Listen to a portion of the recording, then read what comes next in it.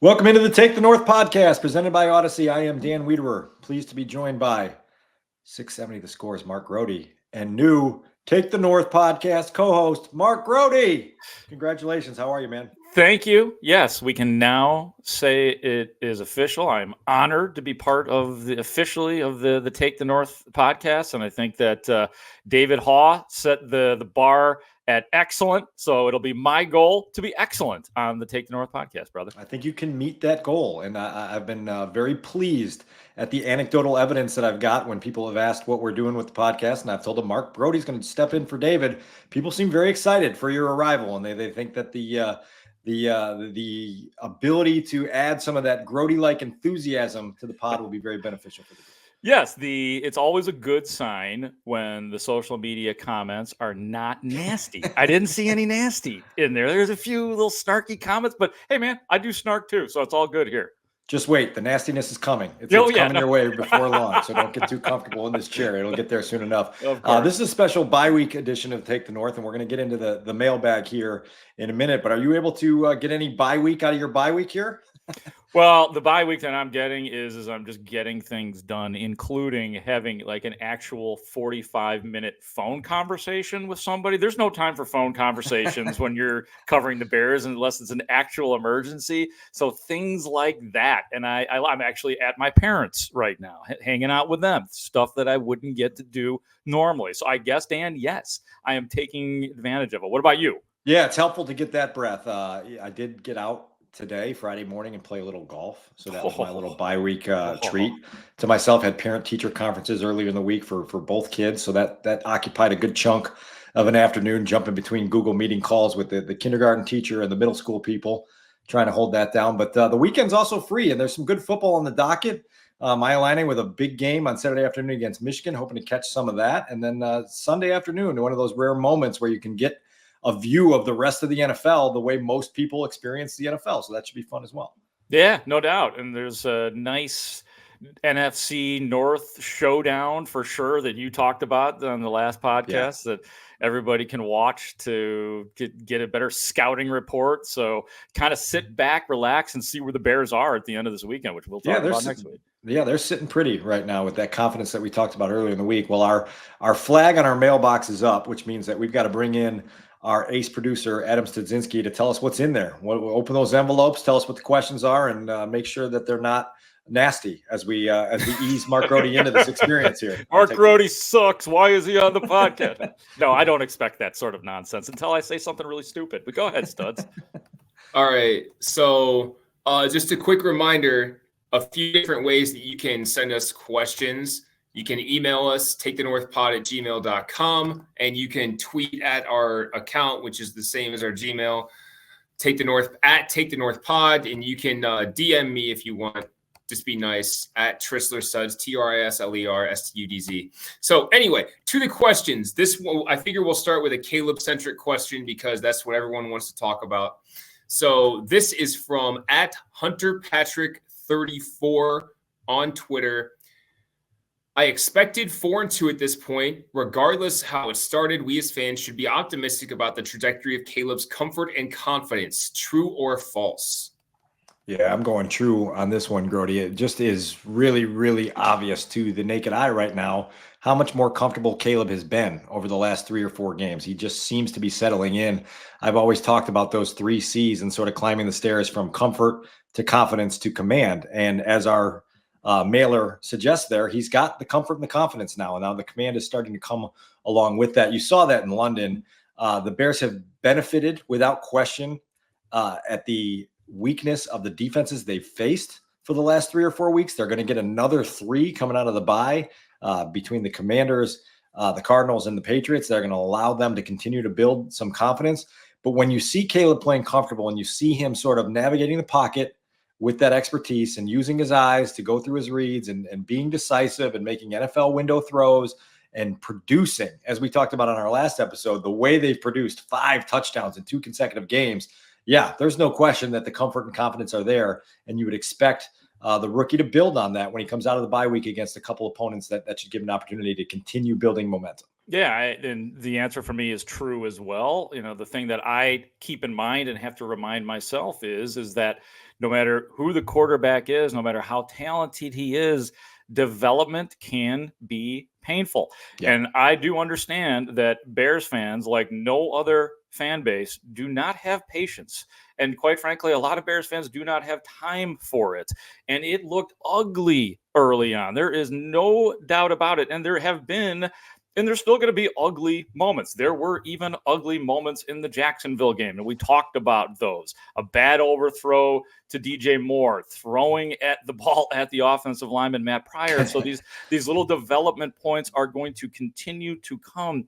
But we are finally, one of the big things that I was asking throughout training camp and even through the preseason, while they were saying, trust your playmakers, get the ball into their hands. That's all fine and dandy. But what I wanted to know is, when are we going to see the Caleb Williams that we saw at USC, the tape that we all combed through leading up to the draft? When are we going to see that guy? And guess what? We are already starting to see that. And maybe even the way the season started for me, maybe even a little bit earlier than I thought, and maybe even a little bit earlier than the Bears had thought, because the mantra was, let's be careful, let's be conservative. But now they're like, okay, whenever it's time to open it up, go for it. And it is happening. Now, to Dan's point, yeah, it's going to get more difficult. You are going to go up against tougher defenses. And I can't wait for that challenge. I can't wait. And I think that eventually he will pass those tests, and it may not be as pretty all the time, but there's no reason for me to think that he can't do the same things that he has done against lesser opponents, against better opponents. Yeah, and for anybody who's got a spare 90 minutes over the weekend, go back through every single offensive play of that Jaguars game and watch it for yourselves, and just understand that what the front office and the coaching staff asked him to do coming into the season was be a distributor, be a point guard, and when there were moments to be special, be special. That tape is filled with all of that. Caleb distributing, and then both with his arm and his legs in moments, being really special and making plays that high-level quarterbacks in this league need to make to put their team in possession to contend for meaningful things. And so I think we're all excited to see where the journey goes from here. And it should be fun. Yeah, just one more thing on this to put a cap on it. The Bears are allowing him to do it as well. One thing that we've seen in the past with offensive coordinators here is they will get stuck. They will, maybe some offensive coordinators in the past after that first game would have been like, okay, we need to just completely reevaluate this thing. Instead, it has gone up with the comfort that Caleb Williams has had in the communication, obviously, that the locker room has had with the coaches. Fun to watch. Studs, what else we got? All right, fellas, next up, this one coming to us from Twitter. Once again, we'll stay on the offensive side of the ball. This is from Jordan Tweets at JordanJan7. How long until this offense starts featuring Rome Odunze as wide receiver 1? Really nice to hear from Michael Jordan on the podcast, as we always do. Longtime listener and a frequent texter to the show. What's up, MJ? Yo, call me, bro. Yeah, hit us up. Nice to talk to you. Yeah. Look, Rome's time is coming, and I think if you watch kind of the game video of his first 6 games, you see moments where his route running is improving. His ability to create separation is happening. His opportunities are going to multiply. But right now you're in an offense that has a lot of mouths to feed. And it's Keenan Allen, and it's DJ Moore, and it's DeAndre Swift, and it's Cole Kmet, and it's Rome Odunze.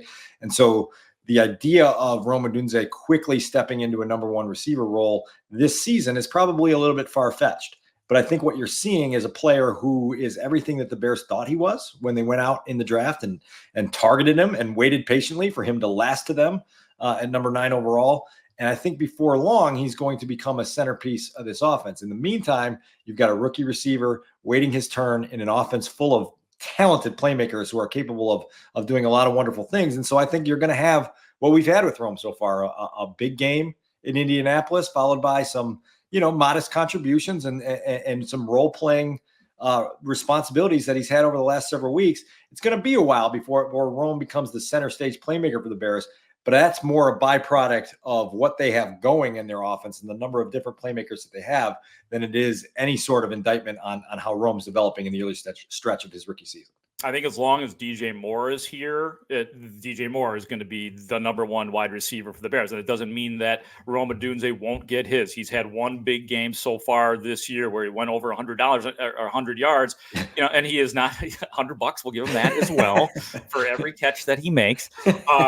So I think it's going to, he may not be in the next couple of years the number one target. He doesn't have to be the number one target. I don't think there's that pressure on him. Like, of course, he's a number one overall pick. He's a top 10 pick in the draft. So of course, this is a guy that is going to be featured at times. He's going to be fed, but I think he's in the perfect place for development. I mean, we always talk about how, life is made easier with Caleb Williams having these wide receivers. Well, guess what? Life's pretty easy for Rome Odunze having Keenan Allen there and DJ Moore as well, because if those guys were not there, there'd be a big, big microscope on Rome Odunze right now. The expectations would probably be a little bit out of control right now. They're probably like, if he was putting up the numbers that he's putting up right now without those guys, there'd probably be a little bit of concern. But right. He's in a position where this man can develop. So maybe next year, but I don't think it's going to be this year where you're going to see Rome Odunze be the featured wide receiver. Yeah, and listen, you hear Ryan Poles talk with the quarterback about run your own race and don't be worried about what teams quarterbacks with other teams are doing. It's the same thing for Rome Odunze. Just run your own race. Understand your situation is very different than other wide receivers are walking into. Malik Neighbors is in New York, and he's the guy that they need to feed the ball to when he's healthy enough to feed the ball to, and he's just getting a lot of volume.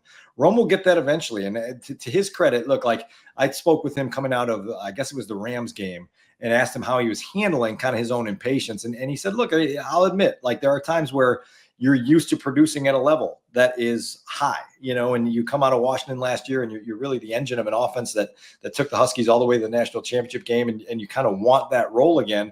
And so you do have to manage your patience a little bit, but he has the maturity and the perspective and the steadfastness to handle this all. And to his credit, he's handled it really well so far. And we've got 11 more regular season games and hopefully a playoff game beyond that for him to continue his climb.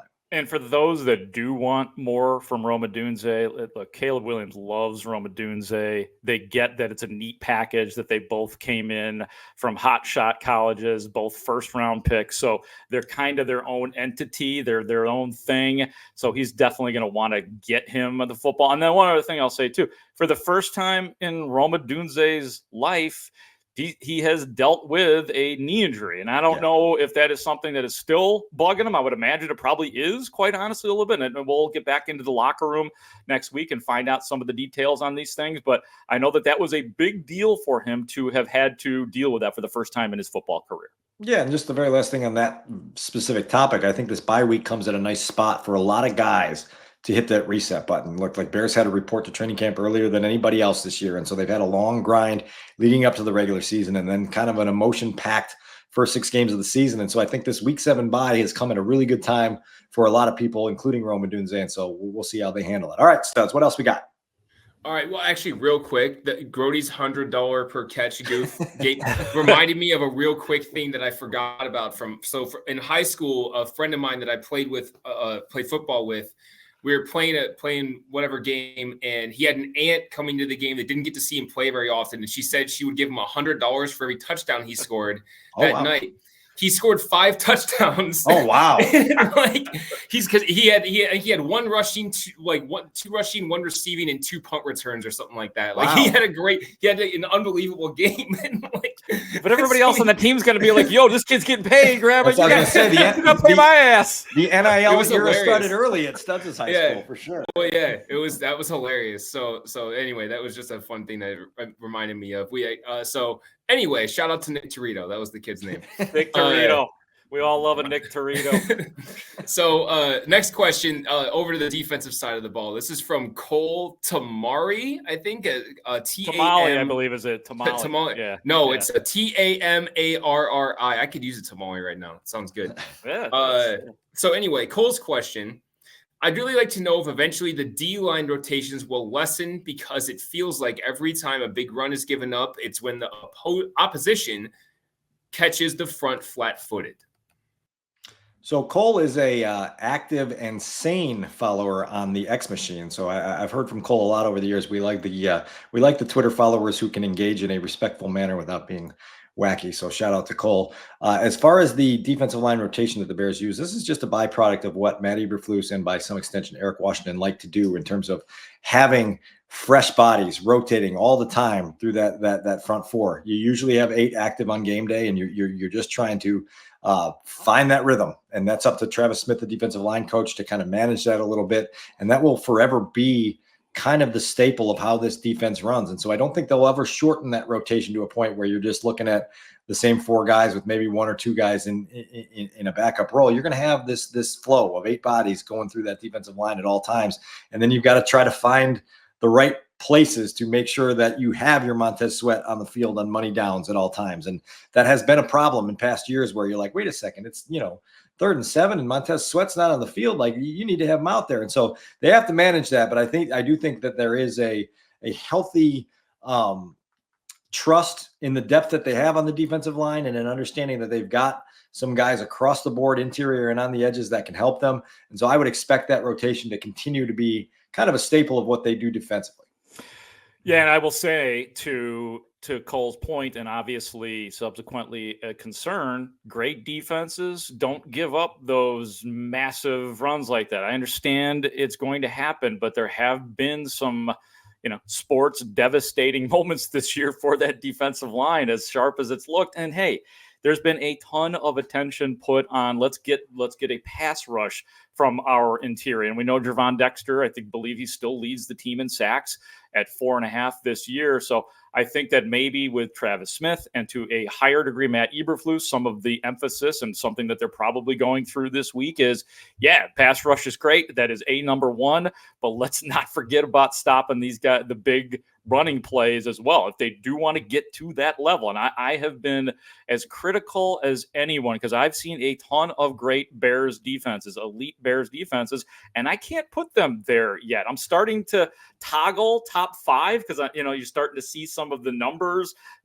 get into the top 5 in certain categories. But until that kind of stuff stops, I am not going to be easy on the Bears defense if they want to call themselves top 5. And honestly, the Tremaine Edmonds, I'll never forget him this year. And I asked him, what a lot of people are saying you guys are top 5. And he said, look, we got to still prove that we are that. So I think the players get it too, without me even having to say it. So as a little rest stop in this discussion, I'll throw this at you because I had to do my Bears at the Bye defensive review for ChicagoTribune.com. That's up now for our audience to go over there and read that if you want. And so the categories were what's working and what's not. The what's not category was one of the hardest ones to do because there isn't a lot that this defense is doing poorly right now, but I did identify the run defense as something that they need to do better. This was a group that led the NFL last year in rushing yards allowed per game and actually set a franchise record with how good they were at stopping the run. And being awful early in the season too. And then what a recovery. Right. Yeah. No question. And they have now dropped from number 1 overall to number 10. So they're still a top 10 run defense. They're 18th in yards allowed per play on the ground. And so that's a little bit lower than you'd want it. And they've given up 6 runs this year of at least 15 yards, including 3 long touchdown runs. Everybody has those ingrained in their mind, those big explosive runs that opponents may be able to hit on them. And they do have to improve in that area. But when you kind of scale back and you're like, what is this defense not doing well right now? There's not a lot. To your point, if you want to be elite, you have to do everything really well, and you have to be consistent every single week and know that you can lean into your defense to win games. But I don't know, is there anything I'm missing in thinking about what's not working with this defense as we head into the 7th game of the season next week? We talked about the defensive line. We know that they've let a couple of bursts through, but the linebackers look like Tremaine Edmonds is having a better year already than he had especially at the beginning of last year. It was like he just wasn't, I don't think he was healthy at the beginning. TJ Edwards is still playmaking. Jack Sanborn, man, with his limited snaps in there, there's 4 or 5 times where he has made plays of consequence. And then we just went through this whole weekend where they had a bunch of backups in the secondary and still thrive. Now, I do push back at people who say they have like that Josh Blackwell and Jalen Jones and Elijah Hicks are starting caliber players. No, they're not. They are backups who played very well. I don't think these are guys that are necessarily going to be starters in the league going forward. So I don't want to get carried away, or else you're saying, pay Elijah Hicks and not Jaquan Brisker. Right. Those are your starters are better players, but you have good backups. When they can game plan, you're in really good shape. This is what competitive teams do. They establish quality depth and they lean into that. All three guys that you mentioned, Jalen Jones, Josh Blackwell, Elijah Hicks, help them uh, major contributors on special teams. And then when needed on defense, they're able to step up and handle their business, and you don't see a major drop off. By the way, the Bears takeaway total is at 13 through the first 6 games of the year, and that's a continuation of a trend that happened down the stretch of last season where the takeaway faucet is on and there's no intent on turning that off. And so bring back the takeaway bucket, man. I'm not sure if you've heard of the hits principle, but the T in hits stands for taking the football away. Oh yeah. We don't hear much hits anymore, do we? like we got out so much of that in the first year that I think even Floops was like, and I'm not going to put this hits thing out there to the media every single day. It's out there. All right, Studs, you got anything else? Yeah, we got one more, guys. One more. And so this is from Philip, and I'm not even going to try this last name. No, I will. Mickelson, right? Philip Mickelson. Yeah, we got MJ and Philip Mickelson. See what happens when I join the Take the North podcast? Let's go up a notch. See? The last name is spelled Areddia. But Philip would like to know, where do Bates, Scales, and Borum stand health-wise, and when will they contribute? I would like to add an addendum. Okay. And this is something that's been a common theme on the score this week that people are asking, considering that they might be getting a lot of guys back healthy in the next week or two. Do you think there will be roster moves that will include players like Bayless Jones, Nate Davis getting left off the roster? Well, the last name you mentioned is certainly intriguing. And so when you sort of read the tea leaves on what's happening with Nate Davis, who, has had quite a roller coaster of a 2-year run in Chicago, you have to wonder what his place is on this football team, particularly if Ryan Bates gets healthy soon and you have this offensive line where Ryan Poles feels really good about the depth. I would not say that he has great job security. I guess I would put it that way. And we'll see how the roster maneuvers occur in the weeks ahead as guys come back. To address the 3 players that were specifically asked about, you got Ryan Bates. He's been on IR for a while with a shoulder injury. It feels like he's probably the closest to returning and the closest to making an impact on this team. Now, is it something where they want to try him out at center? Or do you start to feel the momentum and the rhythm that this offense has built up in recent weeks and say, we don't really want to mess with that right now? If we're scoring 5 touchdowns a game and we can keep that roll going, then Coleman Shelton is doing enough to keep our offense in a flow. So Bates will be an interesting one when he comes back and to figure out exactly how they see him slotting in. Patrick Scales, from my understanding, is a few weeks away from even being cleared to get back on the practice field. Obviously, back surgery is something, as we've talked about many times on this podcast, is difficult to come back from if you're an ordinary Joe. And if you're a guy that has to bend over and snap a football and block people and run downfield and try to tackle punt returners, it's even harder to come back from it. So I don't know how close Patrick Scales is to actually being back on a football field on game day, which leads the Bears to make a move this week. Mark, after about minutes after we logged off from our last episode, they signed Jake McQuaid to their practice squad. And that's the emergency plan in case Scott Daly is not healthy enough to return in week 8. So Jake McQuaid is probably going to be your long snapper when you get on the plane to the nation's capital to play the Commanders in week 8. That's another one to keep an eye on. And then the final guy, Larry Borum, we saw him get hurt in the preseason finale in Kansas City, has been injured reserve since the season began. And it's interesting to try to feel out what will happen when he's healthy enough to come back and when he's eligible to come off IR, because you do have a rookie in Karan Amagaji, who was drafted as sort of your future guy. And I know when they drafted him, if he had crossed some timelines a little bit quicker with his recovery timeline, they saw him being the swing tackle this year, the guy that could be your backup on game day and play either the left or the right side. Larry Borum obviously has experience in that role, but what does that mean for Amagaji if Larry Borum comes back? Or is Larry Borum just a guy that is expendable at this point? And so that's going to be an interesting one because the Bears, again, they do feel like they've got pretty good depth on the offensive line. And as they get healthier, it's going to leave Ryan Poles with some difficult decisions, but the kind of decisions that you want as a GM who's trying to build a team that can make the playoffs. Yeah, no doubt about it. As far as the long snapper situation with Scott Daly, I was just beginning to accept Scott Daly as the long snapper because it was just so weird. Like you're not used to having a situation, especially Patrick Scales, who had been essentially a mini Iron Man in there for a while. So I was like, okay, Scott, hear his name. Like, who's Scott? Oh yeah, Scott Daly, the long snapper. And now he's gone. I'll see what I could do with Jake McQuaid. Is that his name? Jake McQuaid. Jake McQuaid. No disrespect to Jake McQuaid. It's just like these outsiders. I tell you, as far as the offense, like the Ryan Bates coming back, I hope that they ask Caleb Williams about that. How comfortable is Caleb Williams with Coleman Shelton snapping to him? And it doesn't feel like, say, for the first couple of games where everybody was struggling, that there have been many issues with center and quarterback. So if there is a comfort level with the lefty snapper Coleman Shelton, and this is somebody that Caleb Williams is comfortable with, I do think that, and I understand, like, it should be about the coaches. Shane Waldron should be coaching Caleb Williams and telling him what to do. Matt Eberflus should not necessarily listen to what Caleb Williams wants. But I think in this case, I hope that they have a talk with Caleb and say, hey, how do you feel about Coleman Shelton? So I think that that's the part with Ryan Bates, and maybe they consider him as a potential guard as well. I'd have a hard time believing, though, that Ryan Poles would trade for this guy who he has wanted since he got here, would not find a place for Ryan Bates. As far as Nate Davis is concerned, he's gone, man. I mean, like, honestly, I couldn't believe what I heard from Matt Eberflus the other day where he called him a professional. He was like, oh, man, this guy has been a professional. I'm thinking, wrong word, coach. And I kind of went off on the score about it. But I guess the only possible rationale for that, Dan, is that they are looking to trade him or cut him or release him or be done with him. So it probably wouldn't be great for Matt Eberflus to be ripping him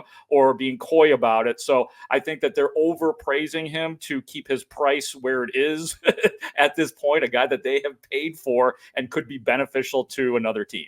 It's honestly been strange for the last year plus to see how sensitive they've been in talking about Nate Davis, because you have this program here that you've built up with these standards, and there's no loafs, and we're all about hustle and intensity and all of these things that the Matt Eberflus program is built around. And then you've got a guy who just hasn't proven to be reliable on a lot of different levels, and they've been so shy in calling that out publicly. And yet, a healthy scratch in London, it's one of those things where you go, okay, like there are a lot of things that you can read between the lines with. I don't think you need to read between the lines on this one. I think that that you're sensing a team that feels like it has other answers and can probably pivot in another direction as soon as they feel willing to. And so it'll be really interesting to see what happens coming out of the bye, because I'm with you. The whole Nate Davis ordeal for the better part of 16 months has been kind of head scratching.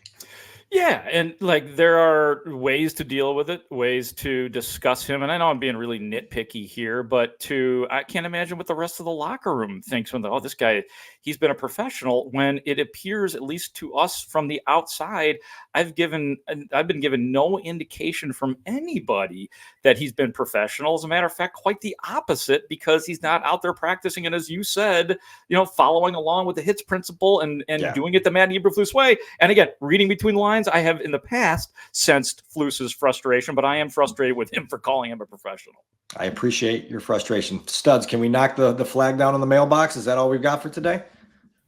That's it, guys. That's it. Until next time. Okay. Wonderful job getting the mail for us, Studs. You always do a tremendous job at that and bringing us the pronunciations of names like Jordan and Mickelson, which is great to see those guys join the podcast today, which is great. Mark, it's fantastic to have you aboard officially. I'm glad we were able to make that announcement earlier in the week, and I'm glad that your replies or your mentions have not been filled with nastiness yet. Yeah, not nastiness. And I appreciate that. And we appreciate all the feedback here on the Take the North podcast, and we appreciate your questions. And honestly, man, I've probably the first time since I've been on the beat full time since 2018, where I can't wait to get back out there, man. It's a lot of work that we do on a daily basis out there, but man, I cannot wait to get back there on Monday. Yeah, one piece of news since we last talked, I think it happened since we last talked, but the Week 8 game in Washington got moved. It got moved from noon to 3:25, and Tony Romo and Jim Nantz and Tracy Wolfson will be on the call, and so the Bears have relevance, right? Like we've got this relevance here that I think is what you're speaking to right there, where you're just like, yeah, like we're not at the bye week going, man, I can't wait to get across the finish line of the season. It's more like, I can't wait to see what's next, because this should be a pretty riveting year here. And there's a lot of fun, high profile games coming up, starting first with Caleb Williams returning to Washington, D.C., where he grew up and went to high school. And then obviously the high profile matchup against Jaden Daniels, not to mention a homecoming of sorts also for Montez Sweat. Oh yeah, actually, I think the Sweaty deal is a bigger deal because that kind of got plucked off of that team. I don't think he was particularly happy about coming to Chicago at first, and now he loves it and probably wants a little bit of blood. I will say this too: I watched the first half on my DVR of the Washington-Baltimore game. And just for those of you who will be watching on TV, they will not be in DC, Tony Romo just slobbering. Oh, and I get it, over Jaden Daniels. Jaden Daniels, even when he did wrong, could do no wrong. So you add Caleb Williams to that, folks. Get ready for some supreme hyperbole probably at times and just the hype. But guess what? I'll take it all right now. Yeah, it'll be fun to follow. You and I will be back out at Haugh on Monday afternoon. Matt Eberflus and players scheduled to meet with us when they come back from their bye week on Monday. That'll be fun to get back out there. And then again, a very fun lead up to the Week 8 game in DC. We'll have several episodes next week to bring you all the latest and greatest from everything that's said at Haugh and everything that we learned about this team going forward. If you remember, tell your friends to listen to the Take the North podcast. Michael, if you're listening, you can tell Magic, you can tell Larry, you can tell Charles. Let's get them on the Take the North audience roll, and we'll roll from there. I think that as many Dream Team members as we can have listening to Take the North will be good. You can follow us along on Twitter at Take the North Pod and just stick with us the rest of the year because we got a lot coming and Mark's going to bring a lot to the table here. Anything else you got, Mark, before we sign off? The last thing I would like to say really is Bears. That's it. That's all. That's Caleb Williams-esque right there. So that's Mark Grody. I'm Dan Wiedewer. Thanks for tuning in for this mailbag episode of Take the North. We'll see you next week. Great talk. See you out there.